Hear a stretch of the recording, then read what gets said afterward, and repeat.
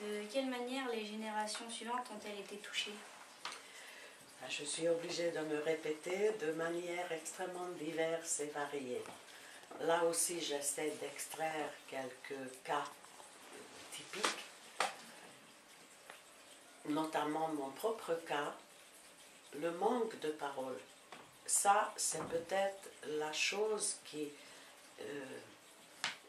a fait le plus de dégâts dans la deuxième génération. Moi, je me considère comme deuxième génération, je suis née en 40. Mes parents eux-mêmes n'ont pas été déportés. Ça, je peux dire, chaque juif hongrois qui a survécu se considère comme un miraculé. Tous les juifs qui ont survécu sont des miraculés. Mais en Hongrie, il s'est passé quelque chose de particulier. Jusqu'en 1944, les juifs étaient épargnés. Et ensuite, il y a eu un changement de régime. Et là, ils ont essayé de rattraper le temps perdu. Donc, les wagons de juifs hongrois qui arrivaient à Auschwitz en dernier, les occupants étaient exterminés en premier.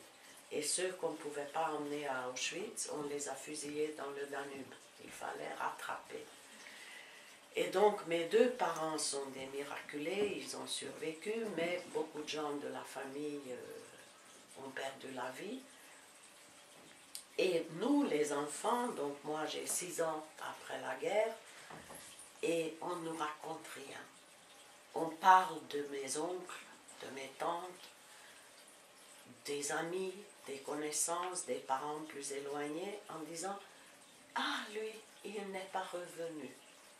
Ah, eux, ils y sont partis. » Et nous, les enfants, on dit « Mais ils sont partis où? Ils ne sont pas revenus d'où? Ils y sont restés. » Et tout ça, bien sûr, sur un ton que les adultes comprenaient bien. Et nous, on comprenait bien qu'il s'agit de quelque chose de très grave et que les adultes ne peuvent pas en parler.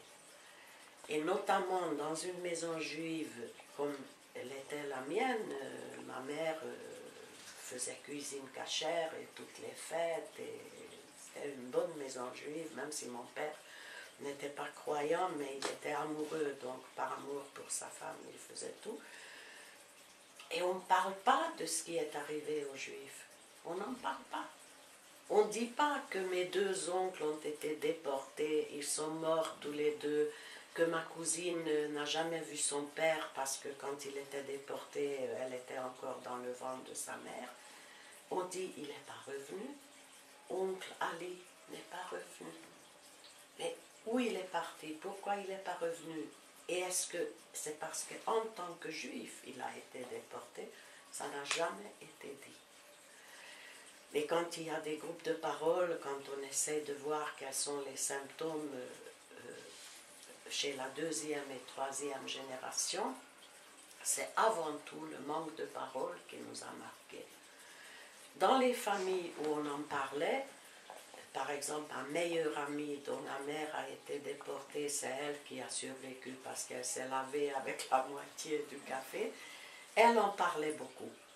Mais là, j'étais déjà plus âgée. Quand j'ai connu cette amie, j'avais déjà 11 ans.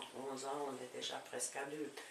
Mais entre 5 ans et 11 ans, même à l'école juive, parce que mes 3 premières années de scolarité, je les ai faites dans une école juive avant que le régime communiste supprime les écoles privées. Et même à l'école juive, on n'en parlait pas. On n'en parlait pas. Je me souviens, nous avons fait des guirlandes pour Sukkot. Ça, j'oublierai jamais comment faire une guirlande, comment faire la colle avec un peu de farine, un peu d'eau.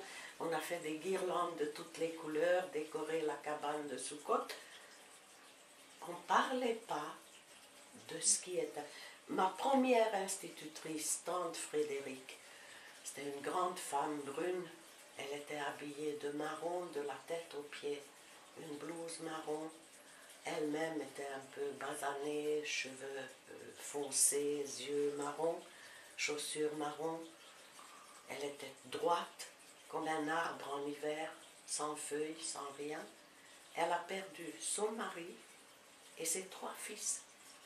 J'ai su ça quand j'étais déjà adulte.